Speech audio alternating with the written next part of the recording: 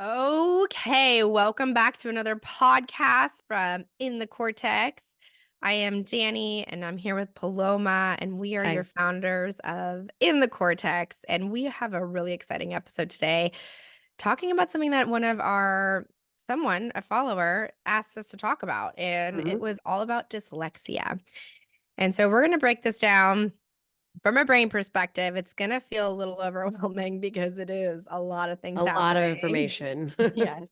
So we're going to do our best to simplify it. And if this is something that resonates with you, or if there's things that come up that really hit home for you, just know that we're all learning together. And we hope you can just tune into that space of being receptive and open to hearing this information. And the biggest part is that you understand that there's something you can do about it. Exactly. And that's our mission here at In the Cortex, is to share the information and then how you can help yourself live a more peaceful, harmonious, and easier life, just in a nutshell. So Absolutely. let's break it down, Paloma. Let's break it down. So let's just start really quickly with talking about what dyslexia even is. Most of you have probably heard about it. If not, if you don't already know somebody that has dyslexia, because it's actually very common. And it affects the way that people read, write, and spell. So, how the ease of reading, writing, and spelling. And it has a lot to do, of course, it's classified as a learning disorder because what do we usually do in school? And when we're learning things, we're reading, writing, spelling, and doing all that stuff.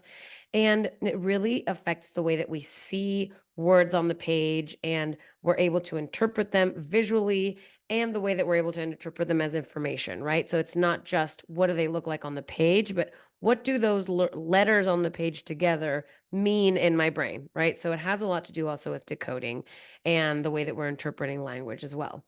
And today what we want to really focus on is looking at which specific reflexes are related to the challenges that dyslexia encompasses, right? So just so we can get it to be very like as straightforward as possible, and always keep in mind that there's a lot of overlap with these things. Yeah, it's not just black and white, and it's not like you have this, so then you have that. It's a lot of there's really a symphony going on in our brain, let's say. Mhm. And we want to read really quickly a text that explains primitive reflexes in case you're newer to the podcast, or in case you maybe kind of need a little bit of a refresher. We know that is always useful. From the Child Development Center in London. It's an amazing institution. They do a lot of primitive reflex work as well. And so this is what they have on their website. We are born with a whole range of reflexes, a set of instinctive, involuntary reactions to a certain stimulus.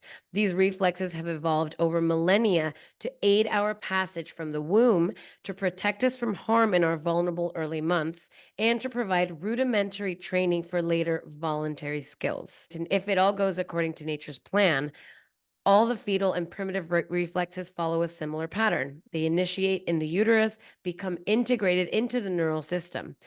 This lays down the pattern for future controllable actions and responses, and then inhibits when it's time to move on to the next developmental stage. Nearly all these reflexes should inhibit by the time the baby is 1 year old.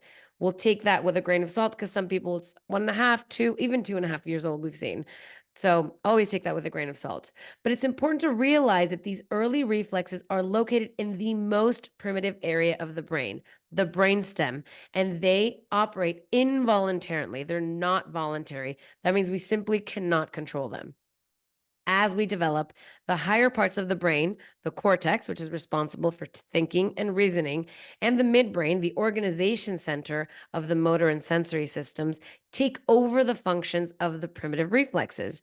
These functions are then transformed into responses and actions that can be consciously controlled or modified. So that's when they become conscious, is when the primitive brain finishes developing, and we're operating from the cortex, the higher centers of the brain. If Mhm. the primitive reflexes fail to inhibit, however, the more sophisticated neural structures of the brain, that means the cortex, along with the postural reflexes, cannot develop properly. The normal development of motor and processing skills and the integration of left and right sides of the brain are affected. The child is stuck with immature responses to their environment. So, act your age might literally be an impossibility for them. Mm. So That's just a really I love the way that they talk about how it's Mhm. involuntary and voluntary, right? Because Yeah. we think, we look at behavior and we think that things that people do and the Control way it. that we react, Mhm. the way we act, that we can control it. But that's where this gives us so much empathy, right? For looking at our own brains and looking at other people's brains and saying, whoa, that is not on purpose. They can't control that, right? And Mhm. so that's where it's good to take a deep breath and say, okay, this is where I can help my brain get more organized and really truly operate from the cortex, which is the way that we're meant, quote unquote, to operate in Mhm. this world, right? That's at least that's the way that the world is set up, the Right. logic of the world, right? And from that is everything is done through movement, right? So we know when babies are in utero, we feel kicks, we feel movement. We know babies are turning and twisting around. We're like, oh, look at that. And there's so much to it. So this is where we want to help you understand that the way you naturally do something gives so much information as to where your brain is at. And the cool part is the brain is so plastic. It can take this information at any age in your life right now, and it can help you do it more efficiently. So if you give it the Mhm. right fuel, all of a sudden now your brain can now process it for what it was meant to do.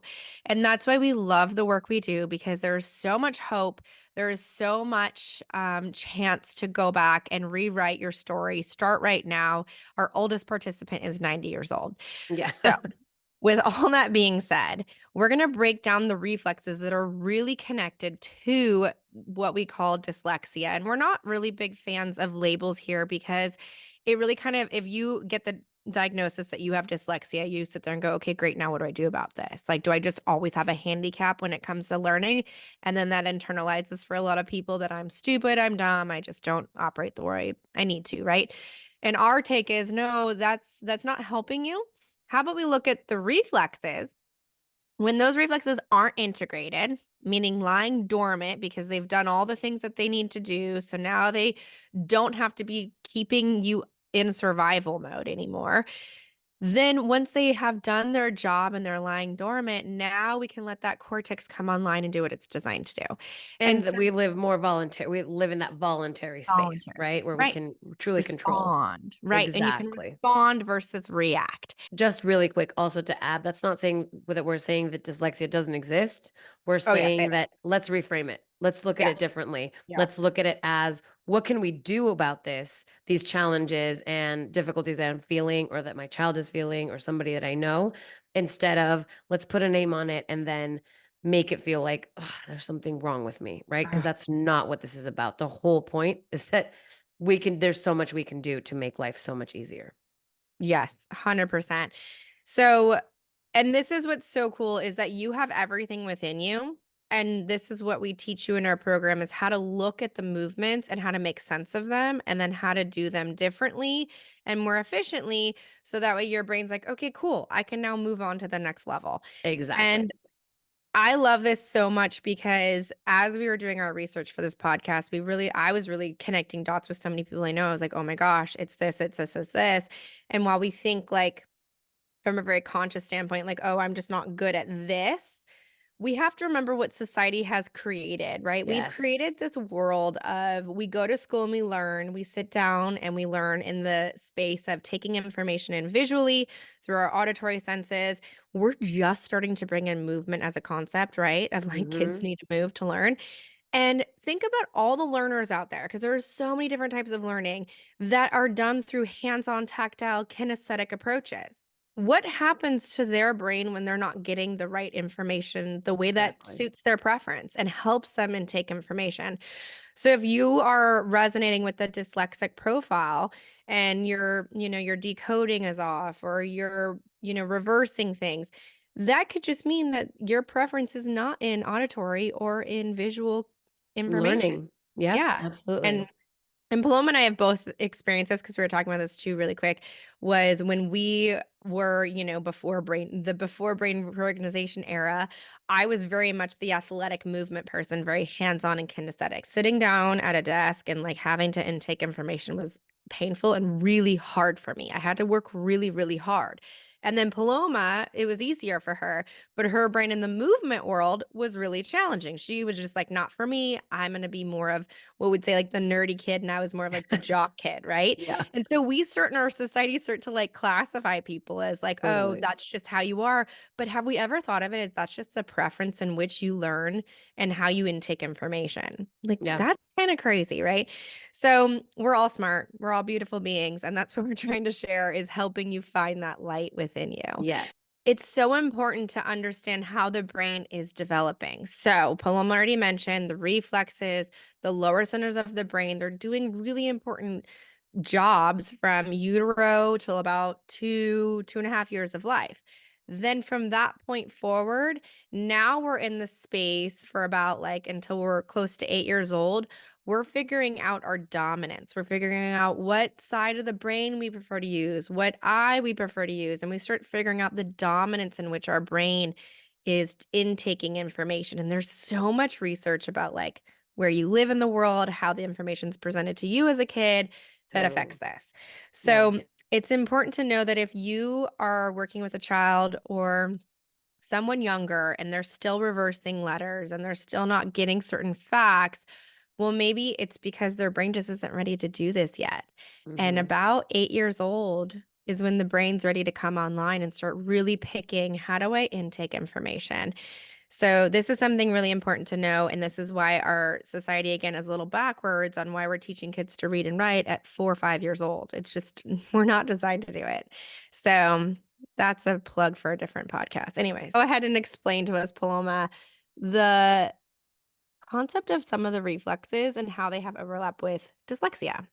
Absolutely. So dyslexia has a lot to do, of course, with the eyes, and that's kind of, natural. And a lot of people that actually start to show some learning challenges or learning difficulties in the classroom, the very first thing that they're going to be checked for is visual, right? Visual challenges, visual impairment, whatever it might be. That's usually what people, professionals and teachers and doctors will look at first.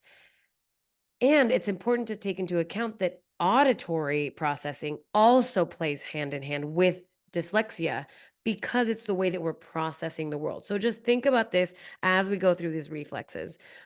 For us to be able to interpret information from the page adequately or efficiently, our eyes, our visual, our auditory systems, and our vestibular systems all need to be working pretty efficiently because the eyes, of course, are the ones that are processing the actual words, right?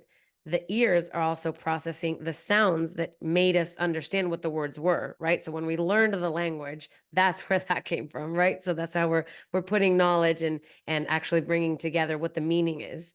And our vestibular system, believe it or not, has so much to do with it because that's the vestibular system is our relationship with gravity. It's our balance. And so it tells us where we're balanced and where the center is of whatever we're looking at, whatever we're hearing, whatever we're experiencing. It's very important because we have two sides of our brain and two sides of our body, for our body to always know what the center point is of anything that we're trying to do, right? And operate, because we need that point of convergence for anything that we're interpreting. So that's just to set the stage. So the Moro, for example, is the reflex that is our infant startle reflex. And so the Moro has a lot to do with the way that we process our sounds and the way that we process light and changes in light. And so if our Moro is not integrated and it's still present at the age when we're trying to read, it might be interpreting sounds that are way too loud or not loud enough. And so that's interfering with the way that we're processing what we have on the page, and once again, language and all the other stimuli that are around us.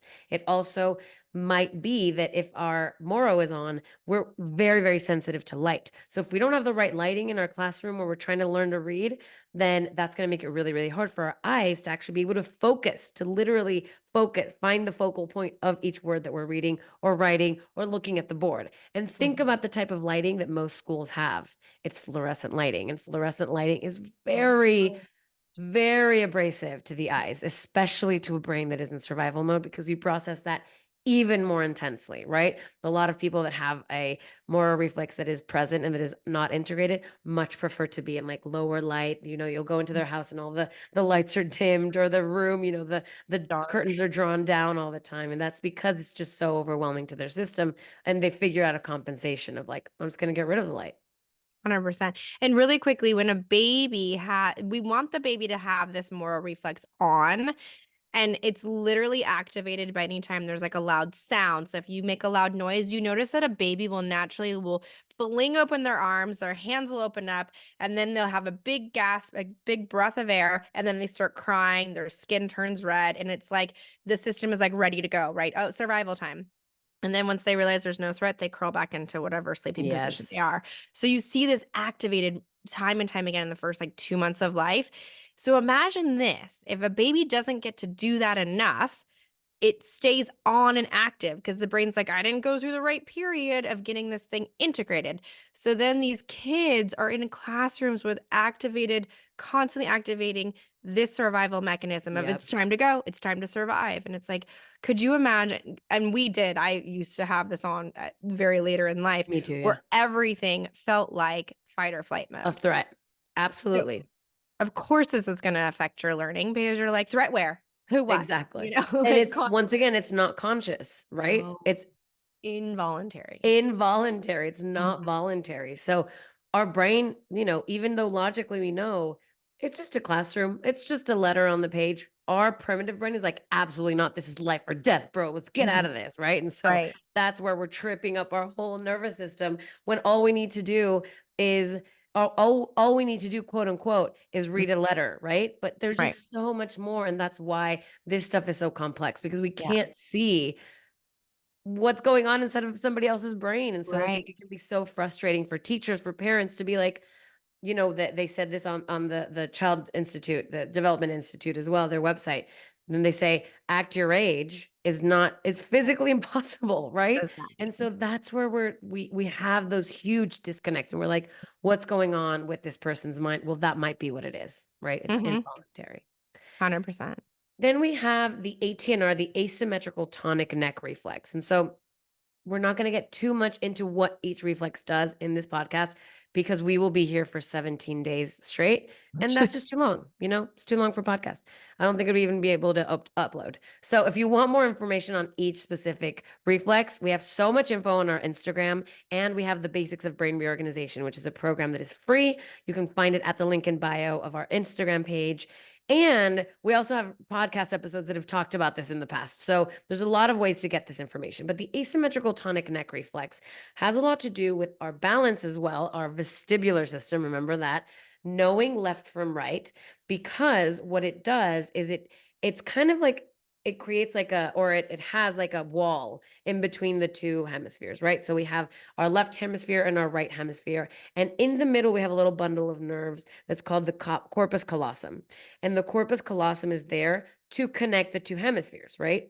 When our ATNR is not integrated, so it's still present, it's like it creates this huge, massive wall in between the two hemispheres. So, what does that mean? It's going to be a lot harder to do anything that involves crossing the midline, any sort of cross laterality.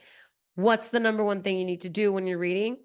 Cross the midline, because you're going from left to right, right? And so that's something that a lot of people will notice, right, with kids that have the challenges with reading or dyslexia specifically, is that they have a really hard time going from left to right, or they'll lose their spot, right? So they're reading, and then they're like, well, and you kind of are like, why did they not read that word? Well, their eyes literally just jumped from one page of the part of the page to the other, right? And so that's something that's really important to not have. So to have that reflex integrated.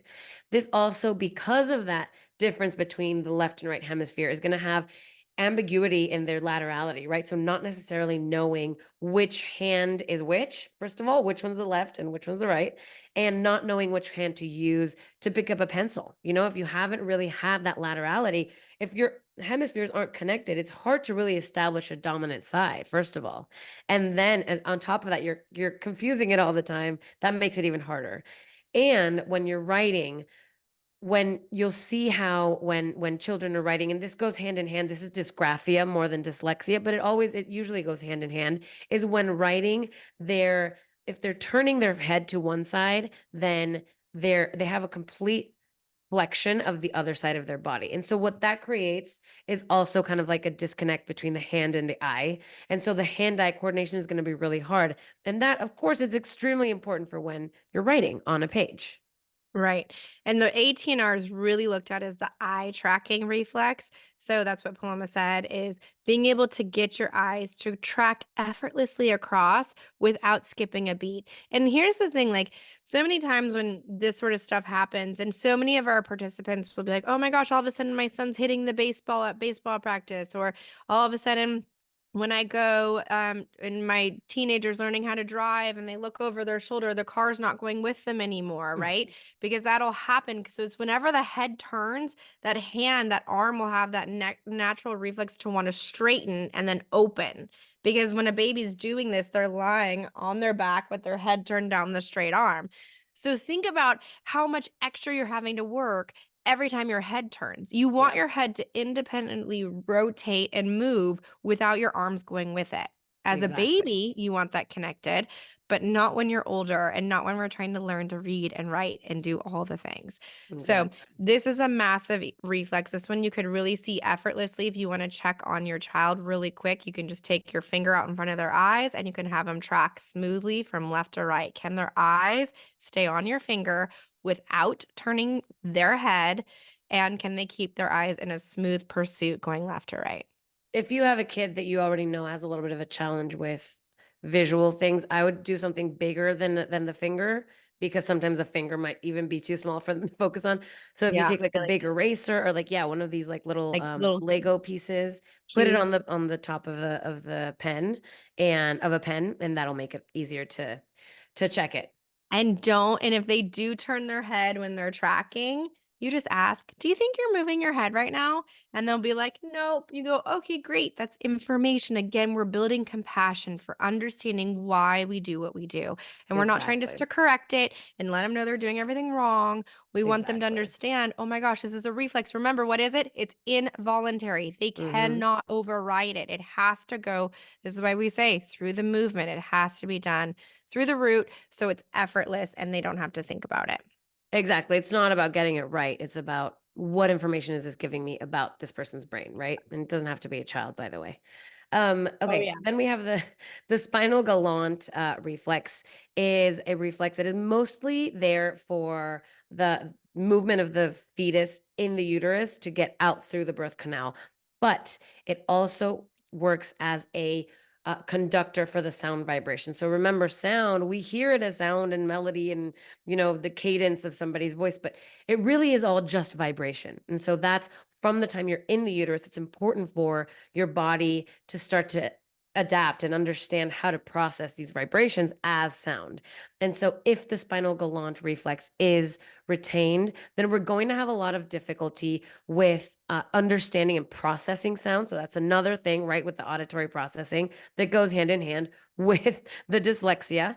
And it's also going to help synchronize the upper and lower body, because it usually is active. Well, it is active in the lumbar area. So it's kind of like we have the left and right midline, and then we have the top and bottom midline. And so the spinal galant really helps with both of those. And this sounds like it doesn't have that much to do with reading. But once again, if you go back to what we said in the beginning, knowing where your center is extremely important for being able to read. So if you don't even know where your own body center is, how are you supposed to find the center of the page and the word and the thing that you're trying to interpret, right?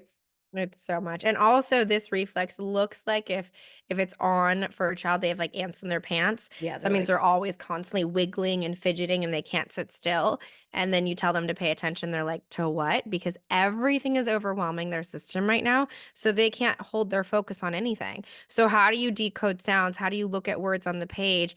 And when your brain is not able to process out what's not important. So this exactly. child is always going to be, and usually like the dyslexic profile very much matches the ADD ADHD profile Mm-hmm. because Often. there's a lot of connection there. And again, let's look at the reflexes and how much of those reflexes are connected when you read what's connected to each reflex.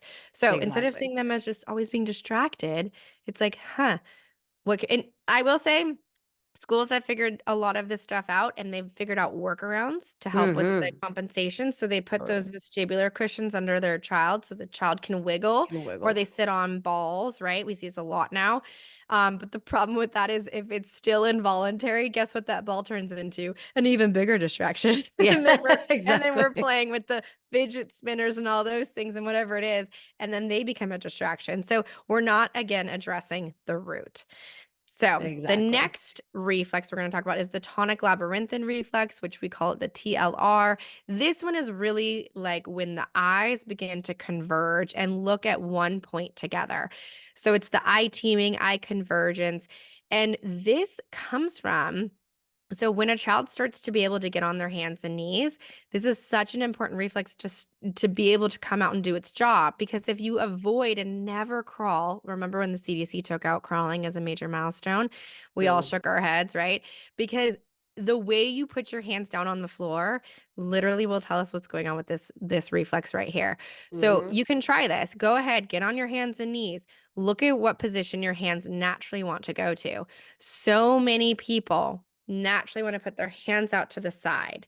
And it's a direct indication that your eyes cannot team. And then imagining trying to look at one point on the page with both your eyes is really hard. So That's then, something that I still struggle with. I need to work on my TLR, and I notice that when I don't crawl and I don't creep for a while, my eyes, I'll see a picture of myself and be like, "Oh my gosh, my eyes are not teaming." Actually, I can do it right now. If you want to check somebody's eye teaming, you can also do the same thing with the pen or pencil, and you're gonna hold it out, kind of like as far as a paper would be, right, from where you're reading, and then extend your arm or kind of go arm's length away from that, and you're going to ask them to focus on one part, right? So here Danny's focusing on the yellow part. I'm going to be focused on the blue part of my pen right here. Follow it, and you're slowly going to bring it in closer. Can you see my eyes, Danny? hmm Here it's easier when someone else does it for you. But yeah, you can see that your right and eye then is out. And my eyes like that hurt my eyes. And then I'm up. bringing it back in. And usually you can see that one eye Now will you go can in a little see. bit slower and one will go a little bit faster. I don't know which one was which. Yeah. Did Well, this at go first in your right faster? one wasn't going in as much, and then your left eye. So you were picking. You're like, one eye can do it, the other eye can't. So they're not doing There it you as a go. team. There you go. It's one or And the other. yeah. So then these people will close one eye, they'll tilt their head, they'll cover their eye when they're working. And then again, they're not able to just process the information for what it is because it's Mhm. getting skewed. It's Everything's getting coming in skewed. skewed. Plus, if your one eye is looking, so this is where it's also very interesting. The of course the visual system, which we're going to talk about in a little bit, just right after the reflexes. But if one eye is looking at one part of the word and the otherwise eye is looking at the other part of the word, you have to fill in the middle. You know what I mean? Yeah. Like there's also like your two eyes are, it's just Confusion. again, just more things for your brain to be processing all at the same time when you're supposed to be reading a word and like immediately knowing exactly what it says.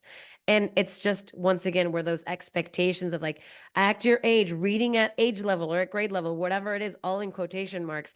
That's where we're like, how about reading at brain level, not at a oh, Oh, what good wait, slogan. that was really good. That Read was at good. your brain Reading level. at brain level. Forget about Ask age, us forget about what your brain grade. level is. Let's read at brain level. Seriously. Okay, that was really good. That was so Okay. good. Yeah.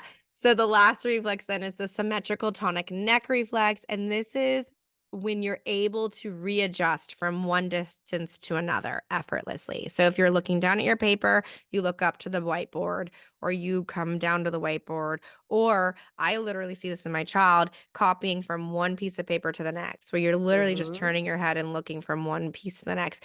So this is the natural ability to do so. If you were not Yes. given the opportunity to get this reflex integrated, of course, this is going to be hard. Of course, you're going to mix up your letters and your words. And of course, you're going to look like you have a challenge when it comes to all sorts of learning. All of these learning things. And this is something really interesting that was in the book, The Reflexes Learning and Behavior. If you're a podcast listener, you know we reference this book all the time. It's our absolute fave.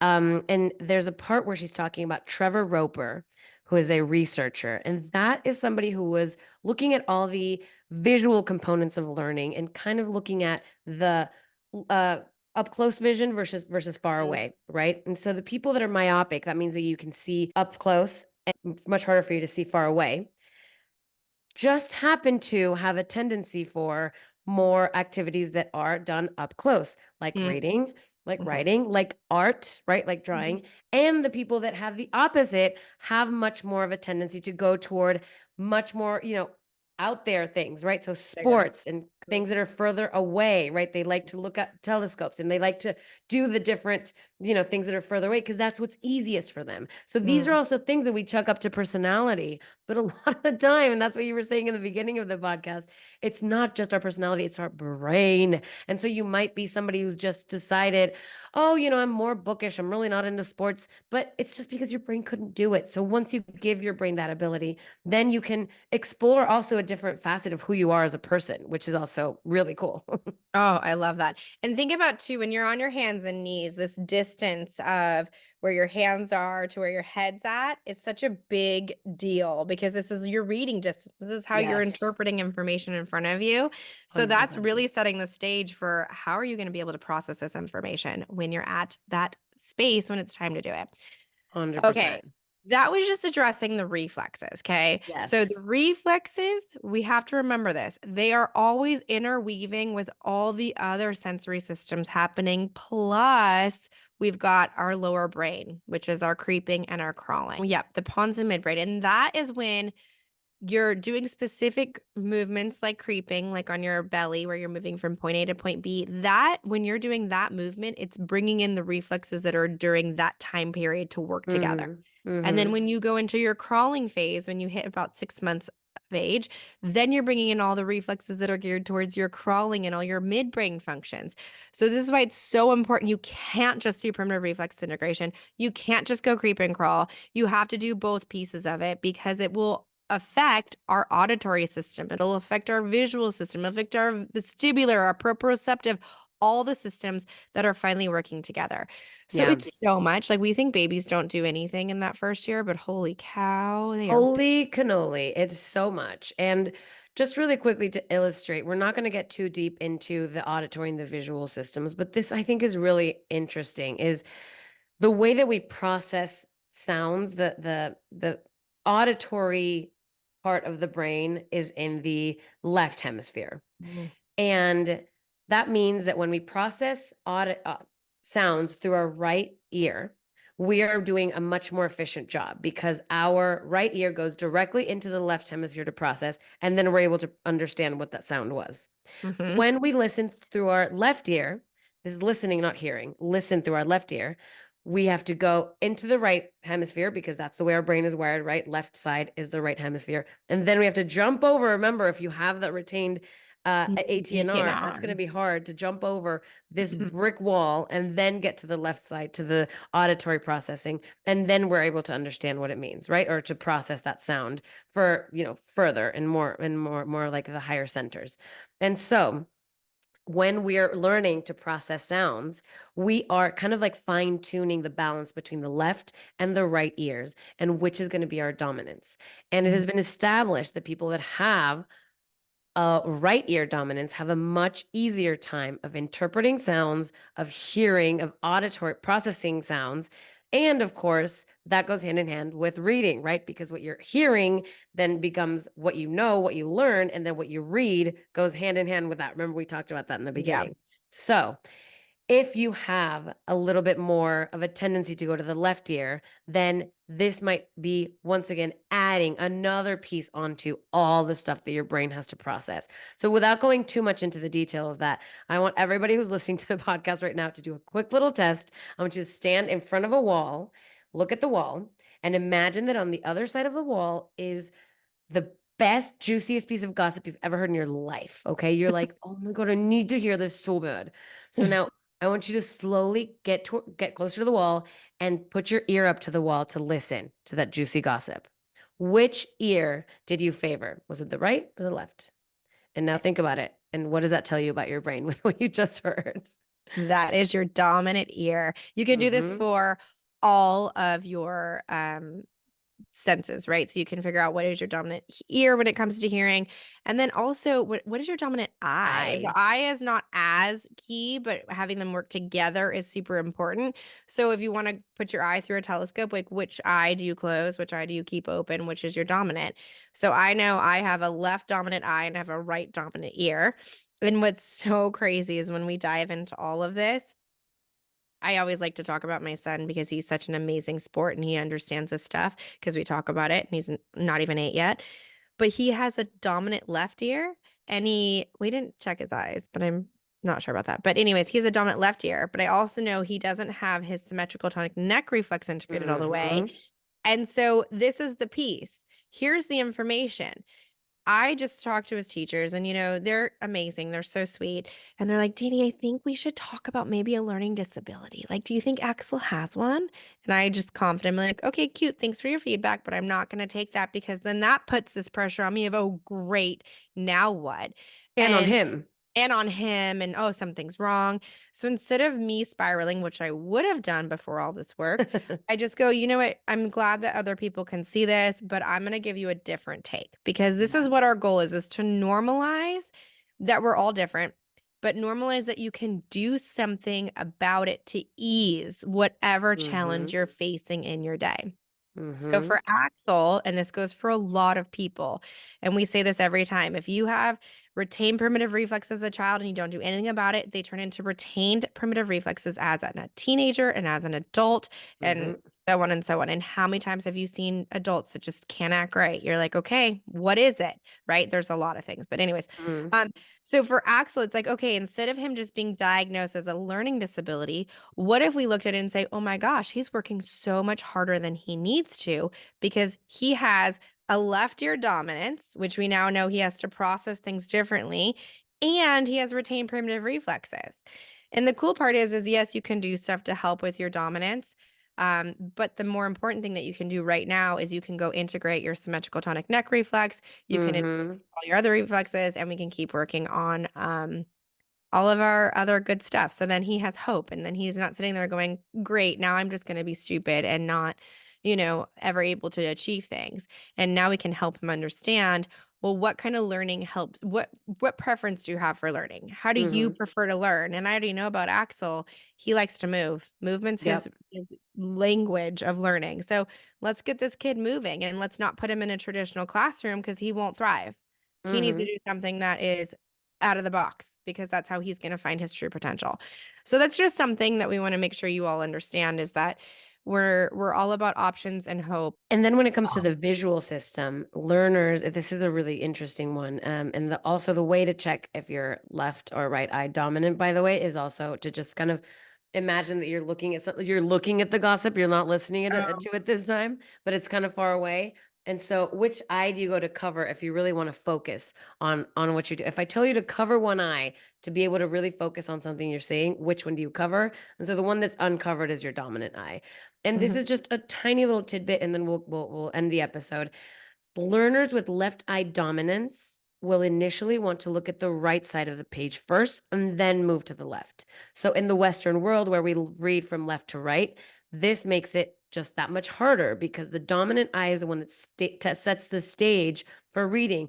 Even though, of course, they're both teaming, or what ideally they're both teaming, they're both looking at the same spot. The one that's leading it is the dominant eye, right? Mm, And so if the reflexes are getting in the way as well, that's just extra work for the eyes. So if you're somebody with a left eye dominance, just take that into account as well as like a little bit extra stuff that's going on in your brain that might be making it a little bit harder.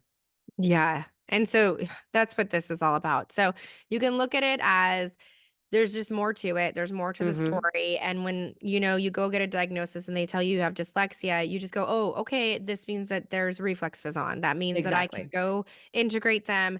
That means I have a different dominance profile and I need to take Mhm. information in differently. And it's just the more you know about you, you can help navigate and make your life just so much So easier. much easier. And that's what we're here to do it in the cortex is just normalize all of this and help you understand that there's Simple. simple movements, there's simple movements you can do daily that my 4-year-old does alongside me. So they're simple. We have 90-year-olds that are doing it. And you do it daily, and then your brain's like, okay, cool. Now I know I can see the world for what it is versus distorting it and tweaking it and making everything skewed. So if you have questions about anything we talked about today, please send us an email at hello@inthecortex.com. We have a super amazing program coming out April 1st with Dr. Greer Kirschenbaum, and she is a neuroscientist and a doula, and we're doing a parenting program with her, and it's going to be Amazing. revolutionary. So Yep. please sign up, and we have a special BOGO for that. So stay tuned for that. Oh, yeah. Uh, Buy one, get one. So do it with a friend. Bring in the accountability and the excitement, the motivation that comes with doing something together with your friend. It's for your own sake, it's for your family's sake, and for your kids' sake, whether you have them or not yet. Um, which is the case for me, of course. And are we going to do it again? Let's just talk about our social media, shall we? Oh, yes. there we go. Absolutely. Our social media. In the cortex_US is the Instagram, the gram for all the baddies out there who like to abbreviate. In_the_cortex, that's our TikTok. In the cortex_US is also our FB or our Facebook. And our YouTube channel is in the cortex_US as well, I believe. I Yeah, don't actually know that right now. Yes, it it is. is. Okay. And our And website. website inthecortex.com, and just always reach out. We're super excited for the program. Make sure you secure your spot for the program before March 29th, because there's going to be a lot of stuff to like look over, so we want you to have some time before we get started, and that's really when we're closing off the signups. Of course, if you have extenuating circumstances and you message us afterward, we'll see what we can do, but we really want to get everybody in there so that on April 1st, Monday, April 1st, we're starting with everybody, and it's going to be just the coolest thing ever. So yeah, And please share and subscribe and tell your friends rate about our it. podcast and rate it Yes. and let everybody know that life can get easier. Yes, it's that simple. You just have to do some movements and then all of a sudden your life just gets easier. And we live Yep. this and we just want the world to know about this because we Yes. see so many people that are feeling challenges, and these are tools that will help you get further along on your journey to really enjoy this experience of being human, right? So That's what it's all let's about, spread the baby girl. word. Let's Share it with just all say your it. friends. Thank you all for Okay. listening. We Thank appreciate you, you. and you have an amazing rest of your week. Thank you. Bye. Ooh.